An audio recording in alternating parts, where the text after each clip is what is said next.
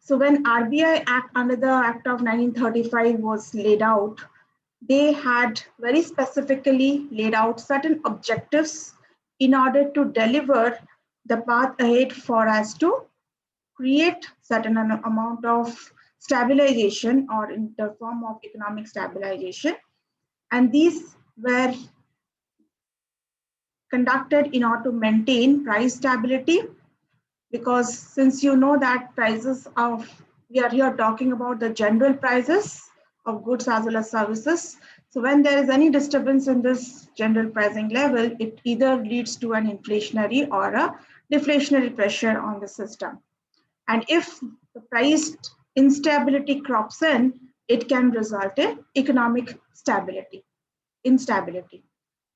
So these are some of the objectives. So bearing of the fact that either it is the rule of RBI or it is the rule of government, all of them somewhat they try to maintain certain kind of stability in the form of price, in the form of economic stability, in the form of generation of employment, thereby bringing about growth as well as creating a stabilization factor both in money as well as capital market. So how do they do that? As you know that earlier, we have discussed a very pertinent issue as far as how is interest rates being fixed up. So their interest rate can be fixed up by the level of demand for money and the supply of money.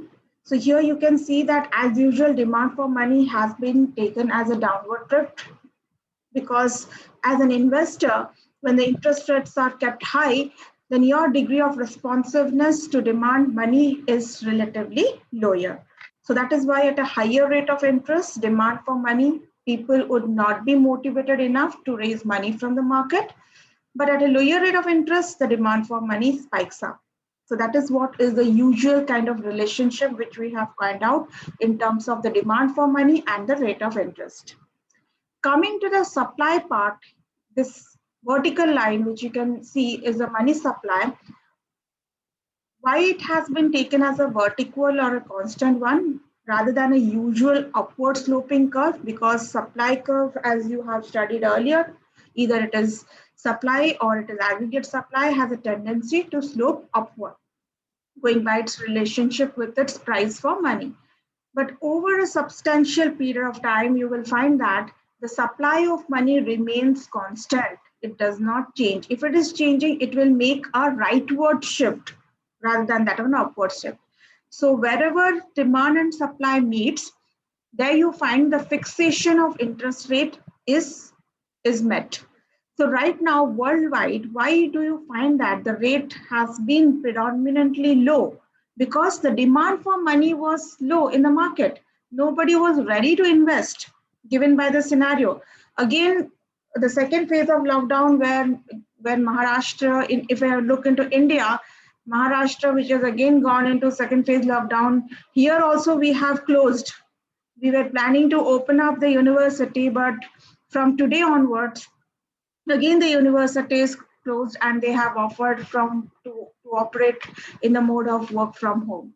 So that is what, again, if the moving economy which has just started rolling, do you think that the demand for money will be that much high or rampant? Tell me. So how would the rate be? Always whenever the interest rates are fixed, we were planning that RBI, if things gets normalizing, they can plan to raise the interest rates, the repos which were reduced. Again, in the next monetary policy committee, instead of rising repos, this scenario will compel RBI to further reduce repo by either by 25 basis points or by 50 basis points. So whenever the demand for money comes down or falls low in the market, the supply being high, you will find that the rate of interest is also kept at a lower level. So this is how the fixation of rate of interest is done.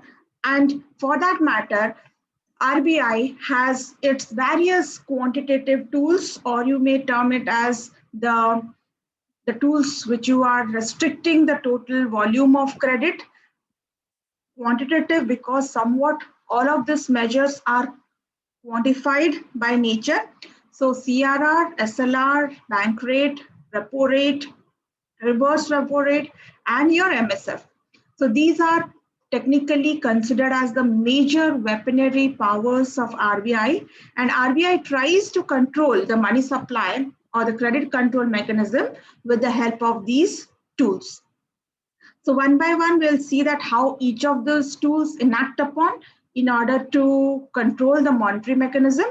So first one, CRR. So as you all know, CRR is nothing but it is a cash reserve ratio. It is mandated that every commercial bank, either it is small or it is having a huge net worth capital, they have to maintain 3% of its reserves, that is in the form of cash, with the central bank. So earlier it was 4%. After that is last 2020 in the month of April, as the MPC committee, they decided that there should be a rate cut and the CRR was reduced by 100 basis points. So right now the CRR comes out, it has fallen from 4% to 3%. So every commercial banks, they are required, it is mandatory action that they are required to maintain 3% of their reserves with RBI. Suppose SBI, which is 100 crore worth, and Punjab National Bank, which is suppose I take a 10 crore worth. So each one of them will maintain 3% of their respective reserves in the form of cash with the central bank. So that is what you call it as CRR. The next one, which is your SLR, that is your statutory liquidity reserves or requirement. Again, this is a mandatory action which is made to be fulfilled by all the commercial banks. But the difference between CRR and SLR is here they are required to maintain a reserves either in the form of gold or in the form of other form of securities with RBI. And at the current rate, the SLR rate is 18%, right? So 18 plus 3% comes out to be 21%, isn't it? So overall, in total, the bank has to maintain, that means the commercial bank has to maintain 21% of its reserves with RBI. On top of that, every commercial bank maintains reserves with themselves. It varies either 3%, 4%, or 5%. Akanksha, what is that called as? Those reserves which are maintained by the commercial banks with themselves. Hello? Those reserves which are maintained by commercial bank with themselves. Suppose SBI will maintain 4% of reserves with itself. So what you will call it as?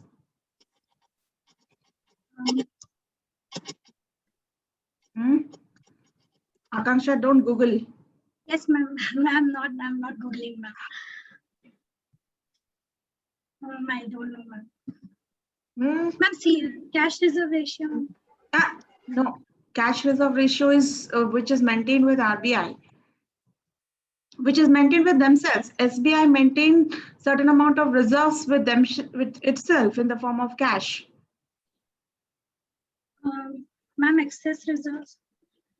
Excess reserves. Ma'am, is it SLR? What is it SLR? Rishabh, again SLR, what did I say? Okay, SLR in the form of, I was very clear in my question. SBI maintaining 4% of the reserve with itself in the form of cash. What is that known as? Reserve deposit. Man, repo rate. With itself, repo rate. Then you have not understood repo rate. SBI maintains. That is capital. That is capital R is reserve deposit. So what is that? Cash reserves, isn't it? Cash reserves. We have legal reserve ratio. Yes, or your legal reserve ratio, whatever you may term it as. Certain percentage every commercial bank maintaining with themselves in the form of cash. and rest of the amount is meant for the purpose of credit creation. That day I took up an example from each one of you, right? I took Chinmay as a case. Chinmay maintaining certain amount of reserves, and whatever deposits he has, it goes to the next one. Again, the next one maintaining certain amount of reserve goes to the third one. That is how the process of credit creation takes up. So certain amount of reserves every commercial bank maintain with themselves also. That is what is the cash reserves or legal reserves, whatever you may term it as, right? So if I take the total amount of reserve capacity of an economy individually, right, with the RBI as well as with themselves. So here, what is the total amount of reserves now in the form of SLR and CRR? It becomes to 21%, 18 plus 3, 21%. On top of that, 4%, if I take with SBI 4% reserves, which is maintained with itself.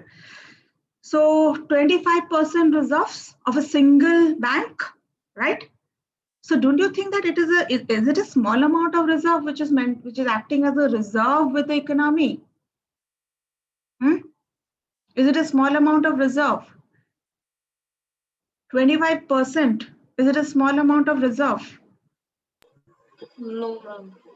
So why not this reserve is used in, and why we are relying upon borrowing, increasing our fiscal deficit to the tune of 9.5% of our GDP. We could have also used this reserves, right, which is maintained. So a very pertinent question, ma'am. I was expecting this question from many of you. In exchange for the reserves, either in the form of CRR or SLR, which the bank maintains with RBI, do they get any benefit in return? Yes or no? Do these banks get any benefit in return for maintaining the reserves with RBI? Because 21% of their amount is completely withhold with the RBI, right? Departing away 21% of their reserves is not a small amount.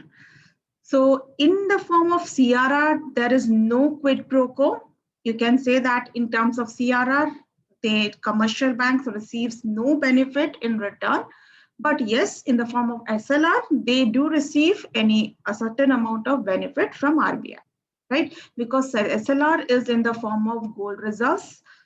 Also, SLR in the form of is also in the form of other kind of securities like bonds, like equities, like treasury bills. So these are the reserves, these are the securities against which you are raising the funds. So that is what is SLR is. The third component which you see is the bank rate or the discount rate. So this is again the rate at which commercial bank borrows from RBI. You will say that repo rate is also the rate at which commercial bank borrows from RBI. MSF is also the rate at which commercial banks borrows from RBI. Then what is the difference between bank rate, repo rate, and MSF? So these three things, bank rate, repo rate, and MSF, even if they mean the same, that means it is the rate at which commercial banks borrow from RBI. But bank rate is somewhat, it is long-term lending, where the rate currently is, any idea what is the current bank rate? 4.5%. The SLR rate, sorry, the repo rate is 4%. The MSF rate is 4.25%. The significant difference between these three, even if these three are the rate at which commercial bank borrows from RBI, but bank rate is long-term, repo rate is usually short-term, MSF is overnight borrowing. Overnight in the sense that suppose SBI will need money in emergency. So the kind of benefit which the bank gets in exchange of their reserves is that they can get emergency funding from RBI. That is why one of the major function of RBI, which you had mentioned in the last group discussion, that RBI act as a lender of last resort. So emergency funding at the time of cash crunch, when bank tries to liquidate. So at that time, they can borrow at MSF rate. So that is what is the shortest term overnight bank can borrow, but at the rate of this amount, right? One of the significant reason why earlier, or which was a major reason for giving rise to NPAs, what was that? Repo rate. When you say about repo rate, let me give you a example. Sorry for my diagrammatic, and I'm not that good at my drawing. So let me just see. He is the cash borrower, who is the one that is your commercial bank, and the central bank is the cash lender. So in order to understand repo rate, that how do actually repo rate works in terms of RBI functioning. So the commercial bank will say that give me cash and take my securities. So either the securities are in the form of gold bond or in the treasury bonds, or it is in the form of equities. So whatever securities we have, the commercial bank will say that take my securities and give me loan, right? The cash lender, who is RBI, it will take cash and give me the securities. So what do? They both are party, that is the commercial bank and the central bank, they get into a deal, or you can term it as a kind of agreement, and this agreement is known as a repurchase agreement. The repo can be alternatively termed as repurchase agreement. Why repurchase? Because the commercial bank is agreeing that once the kind of transaction is over and I'm able to pay back that amount, because usually when I say that it was repos are done for short-term basis. So here, if the commercial bank has borrowed for a period of say 1 month at the rate of say 4% against the collateral, right? Suppose, for example, let's say gold bond is a collateral. So what will the commercial bank say? That I will get back the securities, right? That the cash borrower, so he will buy back the securities, and in exchange, RBI will sell the securities to the commercial bank after the payment of the principal amount which the bank has taken, right? So in a way, the commercial bank is buying back the securities. So this was somewhat the reason of NPA was the collateral. Why? Because if you look into the process of loan functioning in India, either you look into the cases of Nirav Modi or Malia cases, for one collateral, there were 3 loan sanctions which was done. On the same property, 3 loan sanctions were done. This was number 1, which has increased our NPAs.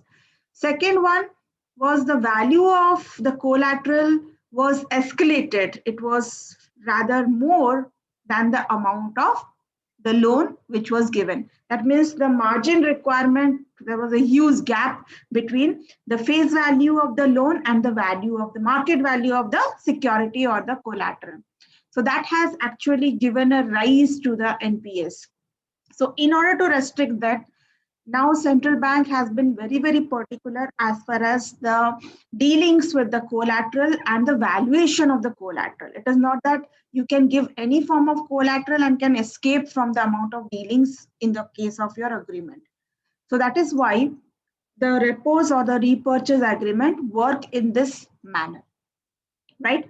And when we talk about basis points, that means either we talk about rate cuts in terms of 100 basis points or 50 basis points. So actually 1% change is equivalent to 100 basis points, or 1 basis point is equivalent to 0.001% change. Suppose tomorrow, that is we are going to end with the financial year 2021 in 31st of March, and our MPC committee will have the first quarter meeting of the next financial year of 21-22. So going by this current emerging scenario of COVID, and again the states having lockdown, the bank can come up with a solution, or you can say in terms of policy mechanism, in order to reduce repos further by 25 basis points, right? It can happen. My intuition says so. What does yours? There should be rate cut, or there will be no? Let's see in the month of April. What does your forecast power say? There should be rate cut. So suppose repos are reduced by 25 basis points further. So what would be the new repo? Tell me. Right now the repo rate is 4%, right? If in the month of April, MPC decides that the repo will reduce by 25 basis points. So what will be the new repo?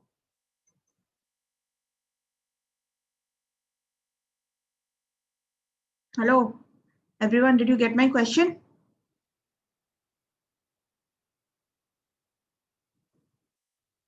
Hello? Currently repo rate is 4%. Yeah, simple math calculation I am asking you.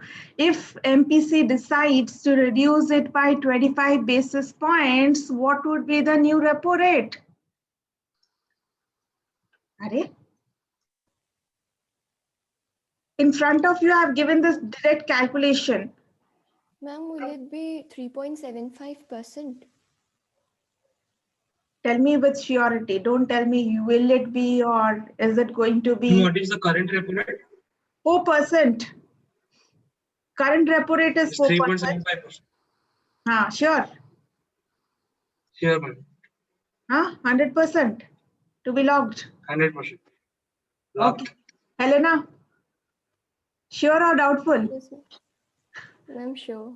Sure, no. If 1 basis point is 0.001%, 25 basis point will be, it will come down to 3.75, right? So new repo rate will be 3.75 as per us now, which is 4.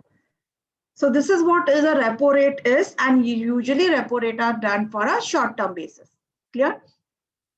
Bank rate, which are the long-term lending, which is being done, again, the rate at which commercial bank will borrow from RBI. Currently 4.5%. MSF, overnight, again, overnight kind of borrowing, which is done by RBI, commercial bank at the rate of 4.25%. So these are the various tools or instruments which RBI uses in order to do away with the changing scenario of economic instability. Reverse repo rate, as the name suggests, reverse, that means it is opposite of repo, right? So repo was commercial bank borrowing from RBI. Reverse repo rate is RBI borrowing from commercial bank. So rather than saying RBI borrow, why should actually RBI borrow from commercial bank? Is there any necessity? Is it required? RBI should borrow from commercial bank.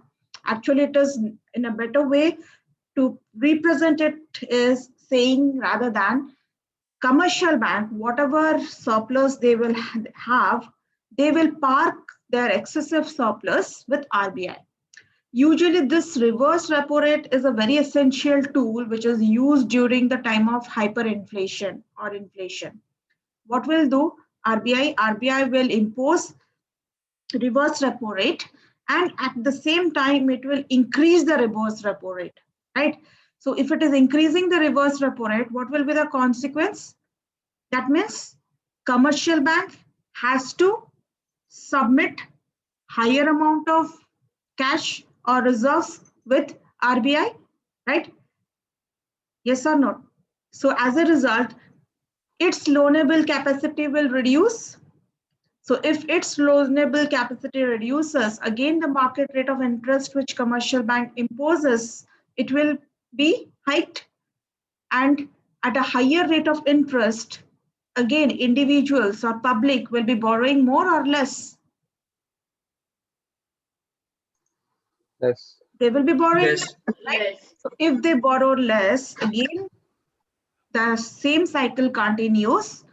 The level of investment channels goes down, productivity goes down, output goes down, purchasing power goes down, demand goes down, price goes down. So that is how the cyclical phenomenon is worked with the changing scenario of all these rates. Now let us see one by one that how do this operate. Let me start with bank rate. Suppose in this current scenario, this cyclical order which I have shown, Just 1 minute. Let me complete it, then I will take your question.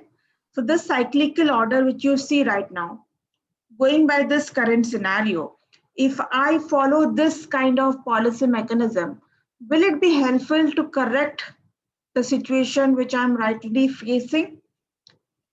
If I say right now I will increase bank rate, so what will be the line of consequential actions? When bank rate is increased, that means higher rate of interest, right? That means the commercial bank will borrow from RBI at a higher rate of interest. Credit will become costlier because I am borrowing at a high rate of interest. So my credit has become costlier. I will not be motivated enough to borrow at a higher rate. So investment will decrease. So investment, when it decreases, income will be lowered. Lower income will result in low purchasing power. So when there is low purchasing power, it will result in lower demand. And going by the relationship between demand and price, when demand falls, it will also pull down prices. So do you think that this kind of action will be helpful in order to solve the situation which we are facing right now? By increasing rates, should I increase rate? Should I follow this? Tell me. Should I follow this number 1 case or case 2? Case 2 says if bank rate is reduced, that means I'm imposing a lower market rate of interest. At a lower market rate of interest, credit will be cheaper. I will borrow at a lower rate. Investment activities will pump in. Income will be raised. If my income is enhanced, it will result in higher purchasing power. If it is resulting in high purchasing power, demand will boost up, and higher demand will also somewhat raise the level of prices. So current economic scenario, would you suggest to go for case 1 by high rate or case 2 at lowering rates? All of you got my question? Got the situation? All of you are aware of the current economic scenario. I need not explain about that, right? So now you are a policy maker, provided that you are to take any decision with respect to changing rates. So going by the current scenario, would you favor the case 1 of enhancing the rates or case 2 of reducing the rates?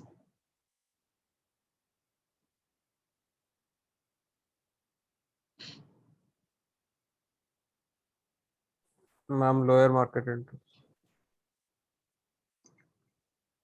Lower bank rate? Pratik, Yes, ma'am. Yes, ma'am. why do you say? Okay, anyone else? Rest of the class? No, I also think lowering the market ROI will be beneficial. Ashutosh also goes by lowering rates. Hello, you are 62 in the class. You can write down in the chat box, high rates or low rates.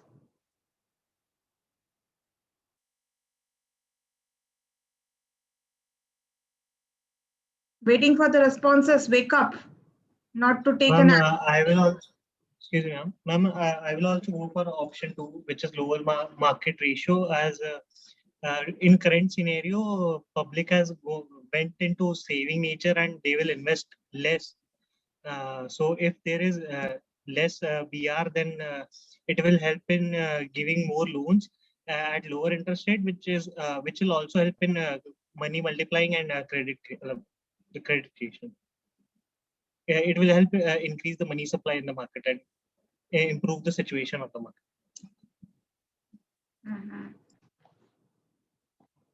I'm still waiting.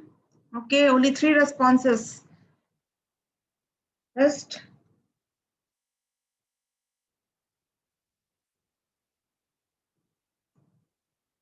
Hello?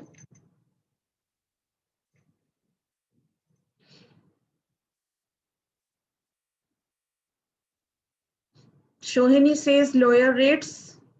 Sohan Patnaik says higher rate. Okay. Will you do response in the chat box?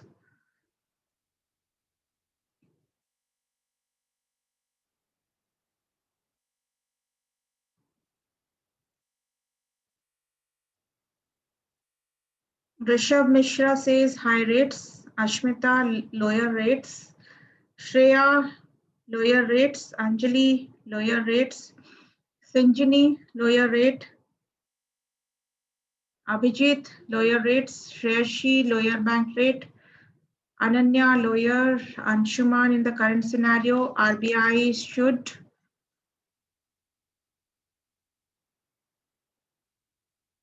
go for rate cuts. Shilpa, Sheetal lower, Riddhi lower rates. Vinapani also lower rates. Okay. So majority goes with lower rates. First of all, I would check it out with those who had responded for higher rates. So why do you call for higher rates? Yes, can I understand the logic, the flow? Yeah, come forward with your response.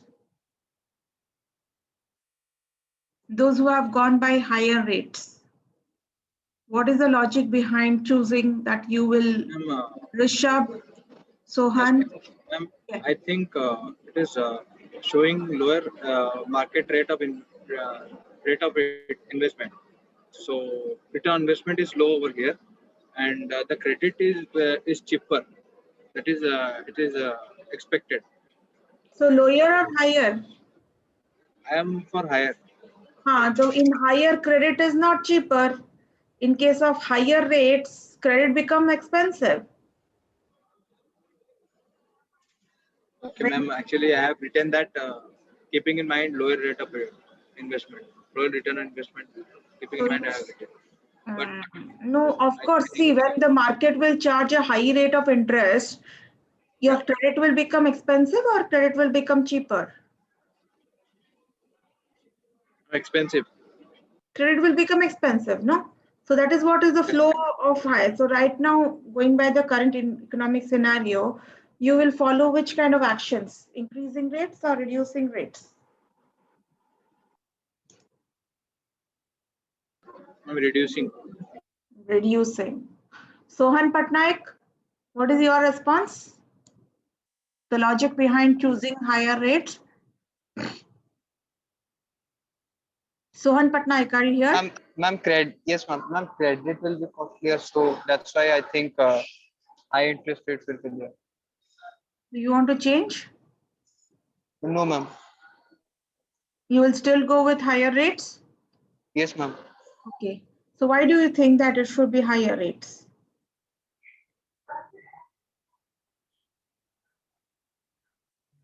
Sohan. Ma'am, because the purchasing power will reduce. So purchasing power will reduce. So right now in an economy, if purchasing power is reduced, you are. And there will be excess demand in the market, so that's why interest rate will be high. So do you want people to withdraw from purchasing power in an economy? So are you not contributing to for the economy to further slow down by doing so? Are you contributing or not? Yes, ma'am. So at this scenario, what do you want? People should come up with higher purchasing power. There should be higher demand, or you should scale down demand. Ma'am, higher demand. Higher demand. So when is higher demand possible? By increasing rates or reducing rates? And by reducing rates. Exactly. So the main contemplation line of action going by the present scenario, that since you know that economic activities are low, economies are facing negative rate of growth rates, it is still in the path of recovery.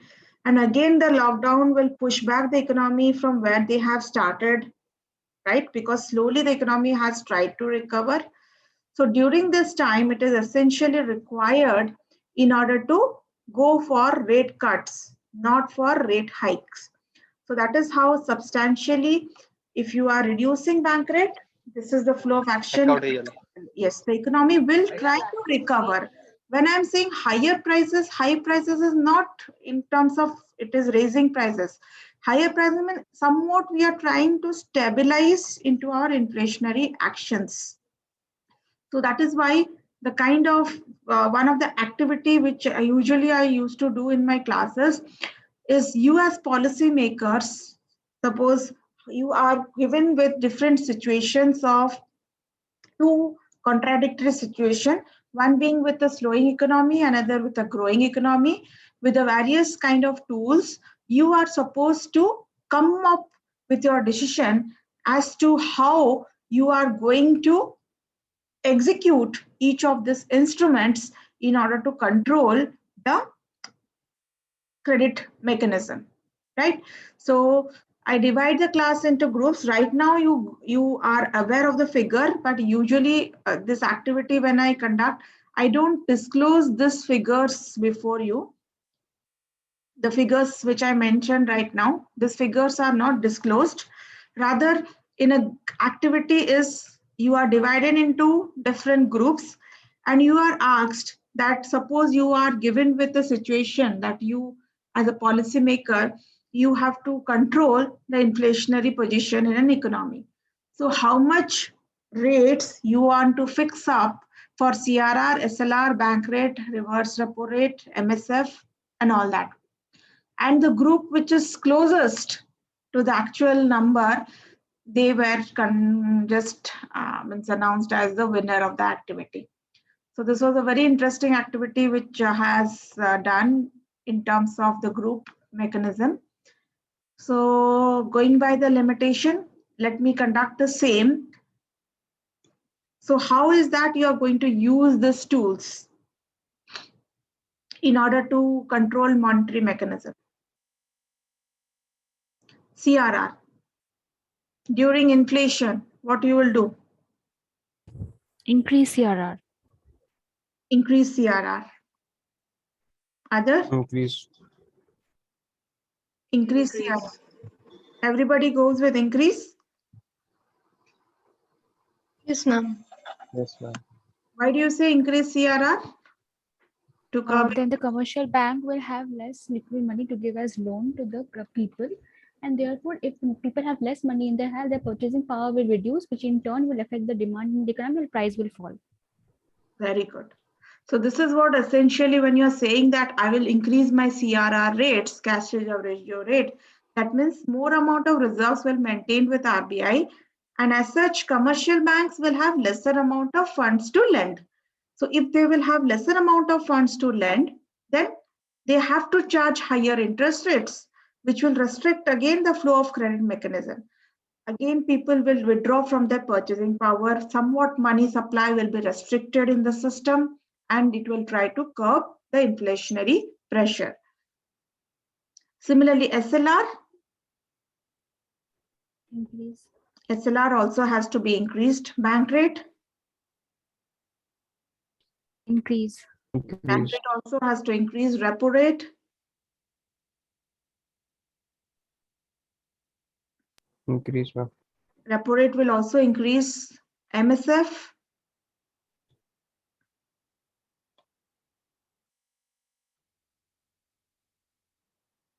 MSF.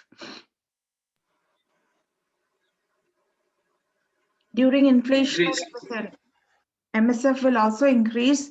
Reverse repo rate.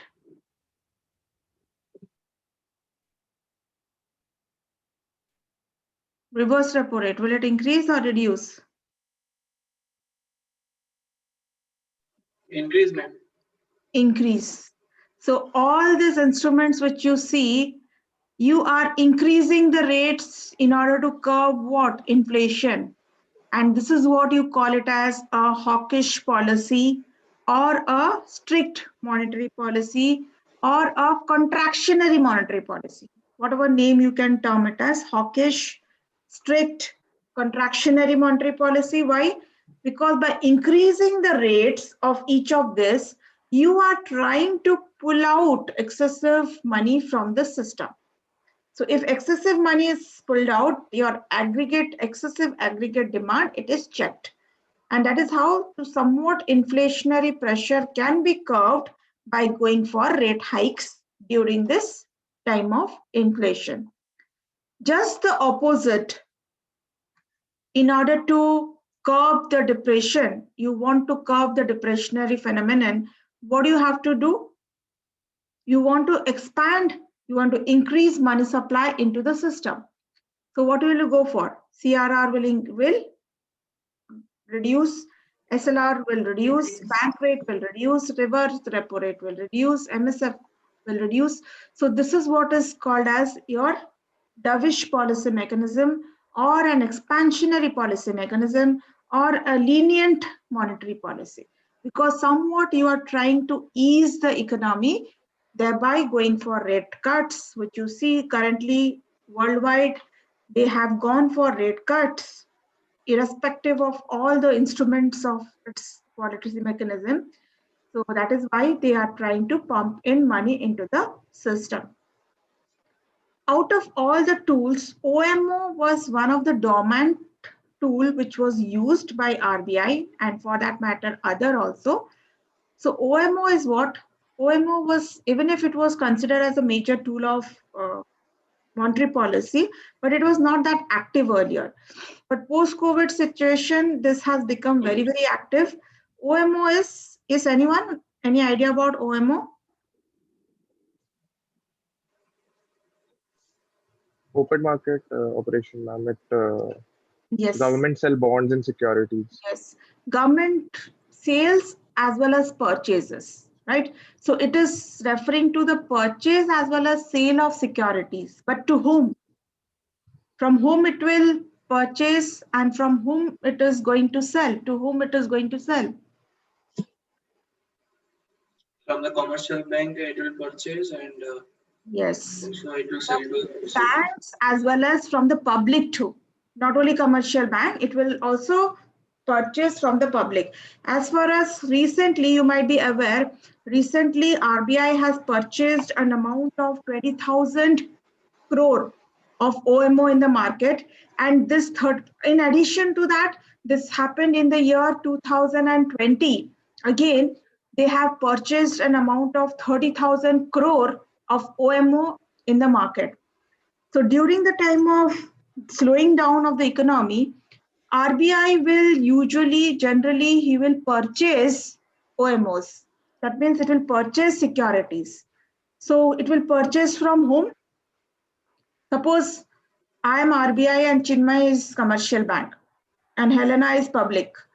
So I am RBI, I am purchasing the securities which Chinmay as a commercial bank and Helena as a public is having. So when I am purchasing the securities, in return, what I am giving to Chinmay and Helena? cash. In return, I am giving you cash. So in it exactly, when I am giving you cash, is it not that I am creating an expansionary policy of money mechanism? Am I not pushing money into the system? Right? So I am taking the securities. In return, I am giving you cash. As a result, the purchasing power of money increases into the system. So when purchasing power of money increases through the purchase of securities, at that time, again, it levels out for increasing demand, increasing investment, increasing purchasing power, increasing level of income. So that is how the current situation, which is slowing down, can somewhat come towards a position of recovery. But in opposite, if I sell securities during this time, if RBI will decide that it will sell securities to the commercial bank and to public. Now, if I sell securities to Chinmay and Helena, what will happen? Against the securities. Reduce the money supply in the market. Money from you? Am I not taking away the money from you against the securities? Because you are buying securities, right? And you're not buying it for free. You're giving me money. So if I'm taking your money, again, the amount of money in the economy is restricted to somewhat the circulation of money will be contracted. So selling of securities is not acceptable, particularly during the time of the slowing down of economy. So right now, this OMO has been a very, very successful tool in terms of leveraging money into the system. So 2020, RBI had done a purchase of 30,000, and currently just a month back, it has again made a purchase of 20,000 crore more from the commercial bank as well as the public. So this is how all these tools which you saw, either it is bank rate, repo rate, reverse repo rate, they have been used in order to control the monetary policy mechanism. Okay, any questions? So these are basically known as the quantitative tools of RBI or central bank in order to control credit. So the line of action which I explained has been mentioned in the PPTs. You can refer to that. Any questions as far as the quantitative tools are concerned? Ma'am, how reverse repo rates are beneficial to the commercial bank? Ma'am, do they only help in controlling the inflation, or is there any other role? Reverse repo rate, see, you have a certain kind of instrument in your toolbox. Just imagine like that. In order to fix a screw from your toolbox, which instrument will you require? No, screwdriver. Screwdriver, of course, right? Similarly, RBI has certain set of tools in its toolbox. It has CRR, it has SLR, it has reverse, it has repos, but it doesn't mean that RBI will use all the tools at the same time, right?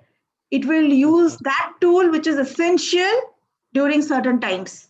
So similarly, RBI uses reverse repo rate particularly when the commercial bank has excessive money supply. And when it is possible, when can commercial bank have excessive surplus of money? Only when the economy is growing. When the economy is slowing down, will the commercial bank will have excessive money supply? No, ma'am. No. So at that time, typically, reverse repo rate act as a major tool in order to contract the money supply from the economy. So apart from increasing CRR and SLR, which RBI does in order to control inflation, it also tries to restrict money supply by increasing the reverse repo rate. That means if currently the reverse repo rate is 3.35%, suppose the economy goes back to normal and it starts rising, RBI can increase this rate from 3.535 to, let's say, 3.75%. So as a result, what will happen? Now commercial bank has to maintain more with RBI. Whatever surplus commercial bank has, now it will be taken away by RBI, right? So as a result, what will happen to the loanable capacity of commercial bank? Don't you think that it will decrease? Yes, ma'am. Because they have already maintained their reserves in the form of CRR and SLR with RBI. On top of that, if RBI increases the reverse repo rate, right? Don't you think that again, in addition to that CRR and SLR, in addition to that, again, they have to part away with their surplus to RBI? Yes, ma'am. So this is how reverse repo rate can work, particularly when the economy is in a good position. Not that when the economy right now, RBI will not impose, even if it is in the toolbox, but right now it will not impose reverse repo rate from commercial banks. Because it wants the economy should have that circular flow of momentum in that economy so that money keeps on flowing. It don't want to restrict the monetary policy or the money supply. That is how RBI functions in terms of regulating the credit. So reverse repo rate, I hope you understood. And Yes, ma'am. when does it should be used actually? it is there a tool, but when this tool should be used, it is of serious concern.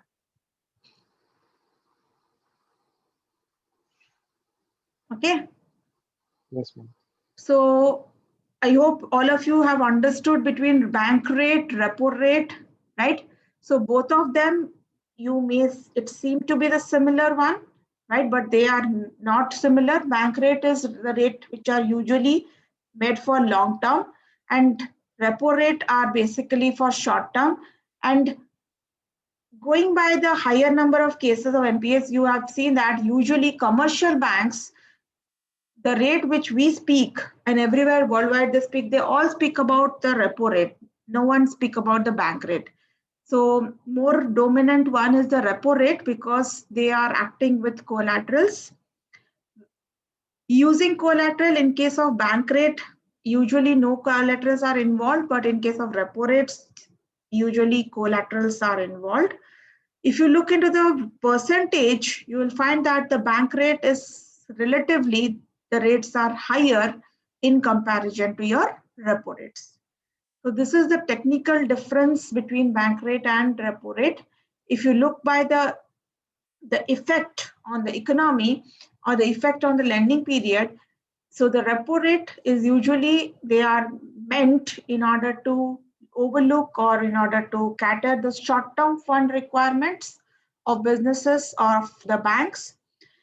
And whenever commercial bank will try to increase liquidity or reduce liquidity, it will do so thereby enhancing or reducing the repos.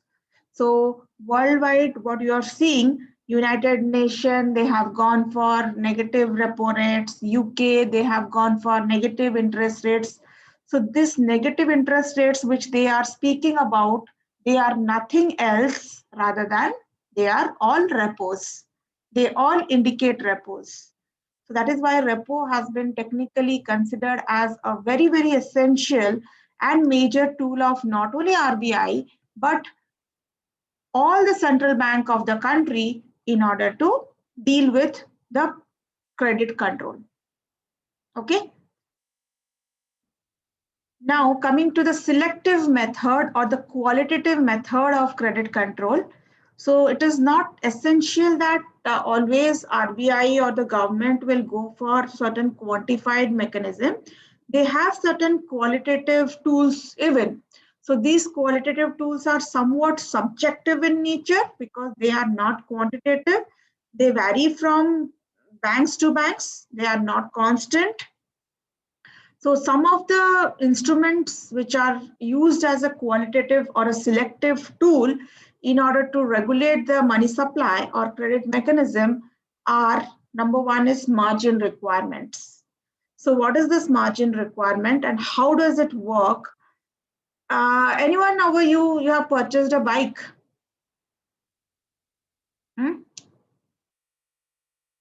Hello?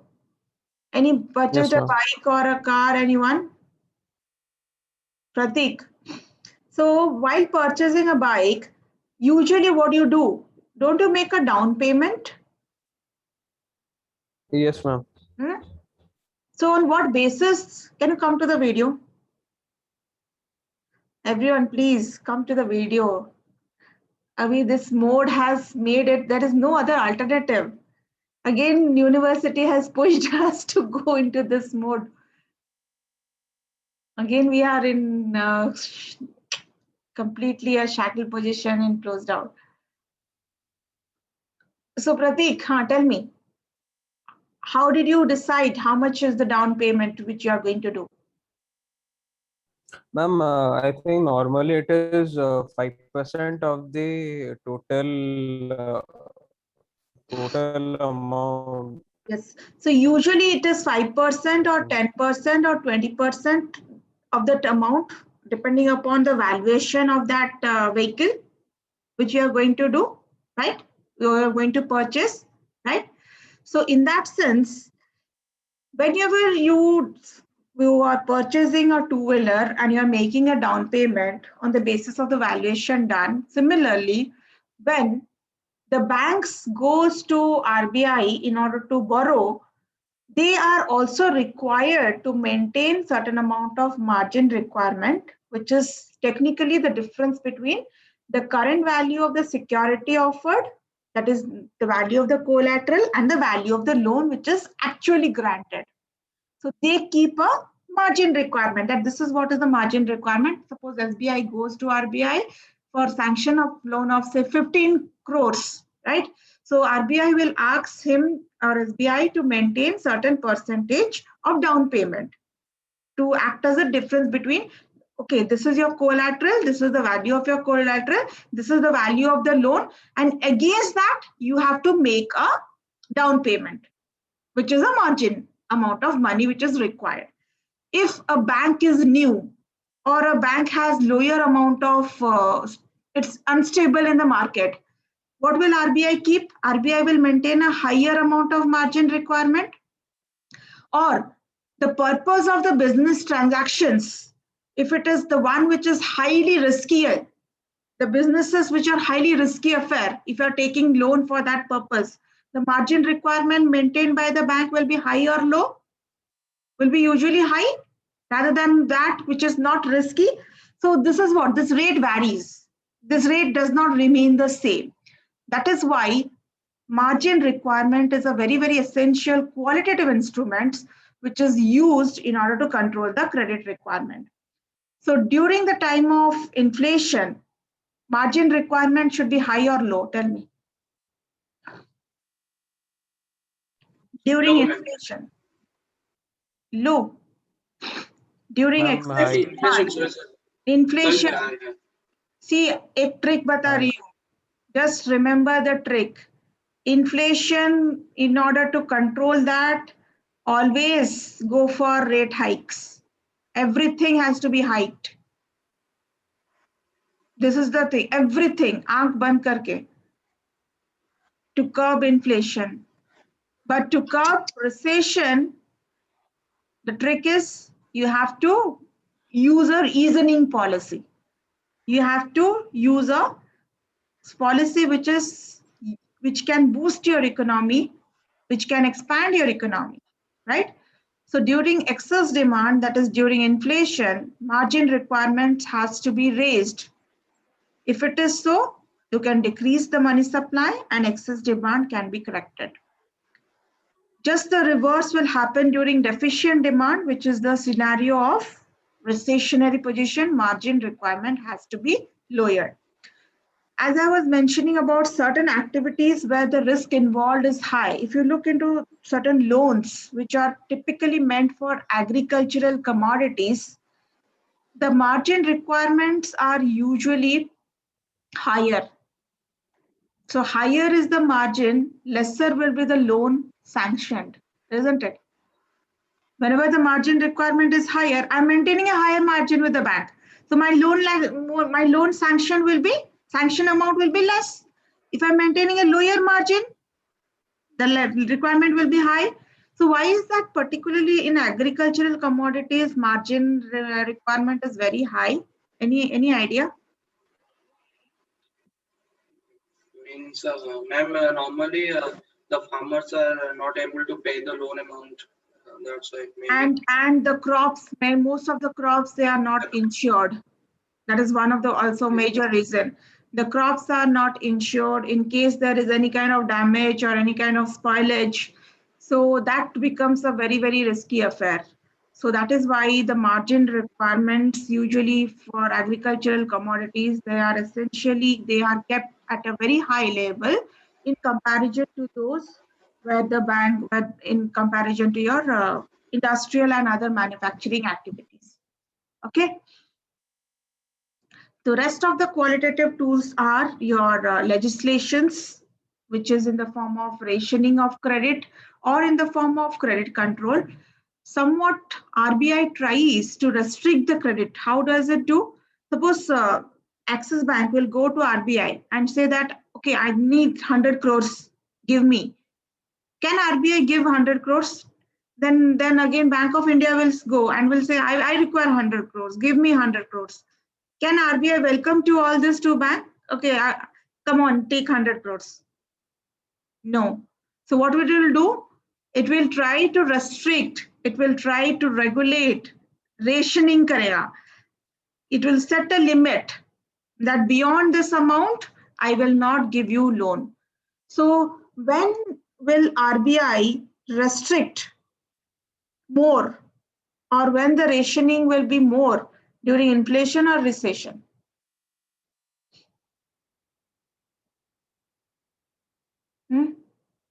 Rationing, when the rationing activity will be more? When the RBI will go for strict rationing? It will say that no, I will set a limit. Beyond this limit, you are not allowed to borrow further. Even if you want, I will not give you. Under which situation? During inflation. During inflation. Yes? All of you go by that? No, ma'am. During recession, I think. Yes, ma'am, during recession.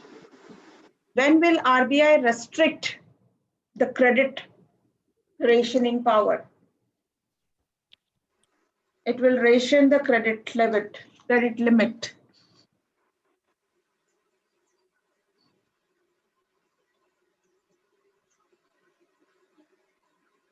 Inflation or recession? During recession, every commercial bank wants to borrow more money. In that situation, the RBI has to put a limit on that. So limit will be put forth, the limit will be stricter during the time of inflation rather the time of recession. During recession, RBI can be a bit lenient in terms of its rationing tool, but during time of inflation, it has to be very strict as far as its credit mechanism rationing is concerned.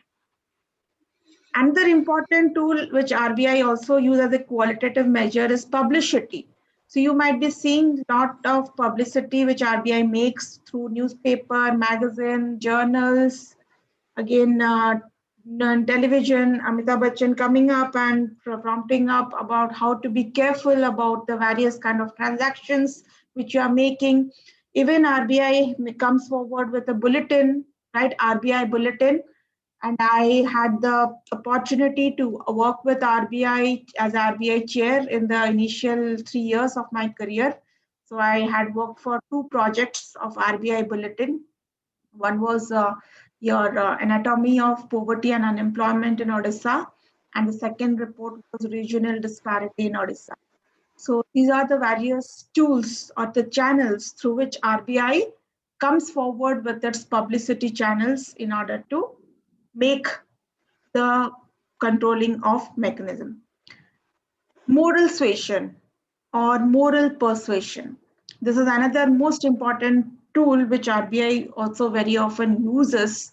So what is this moral suasion or moral persuasion? As the term means suasion or persuasion, it's a kind of humble appeal which RBI usually makes to its commercial bank regarding any kind of credit outlying debt which banks have, right? So they will try to come forward with certain amount of moral pressure without having any kind of legal actions. But in case RBI fails in terms of a method of its moral suasion, what it will take? Now, government also, very often they go for moral suasion in order to control the COVID scenario. You see your prime minister coming every fortnight with its Man Ki Baat, narrating, appealing before the crowd how to be careful and what are the things which has to be done. This is what? This is a kind of moral persuasion activity which is being followed by government as well as the central bank. But if people don't understand this language of persuasion, what will they do? Next is direct action. लातों के भूत क्या? बातों से नहीं मानते. लातों के भूत बातों से नहीं मानते. Exactly. So that is what everyone, they follow that principle. When moral suasion is not functioning in pen and paper, in reality, then they can resort to direct action. So this direct action can be any kind of action against the commercial bank. They can close the bank, they can declare the bank as completely been bankrupt. They will just cancel their funds. They will deny not to give them money. They will refuse to rediscount their bill of exchange. Any kind of compliance will be just forbidden. So these are some of the direct actions which RBI can follow in terms of changing the monetary policies. So these are somewhat both in terms of qualitative as well as quantitative mechanisms of RBI in terms of restricting or in terms of expanding whenever it is needed in order to regulate the monetary mechanism of the system, right? So I hope you have an overall idea about how do RBI functions apart from the GD discussions which we had.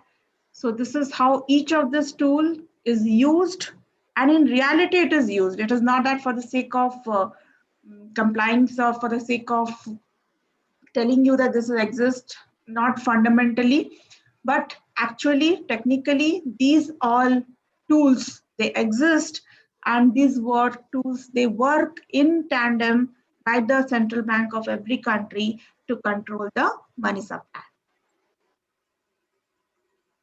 Any question?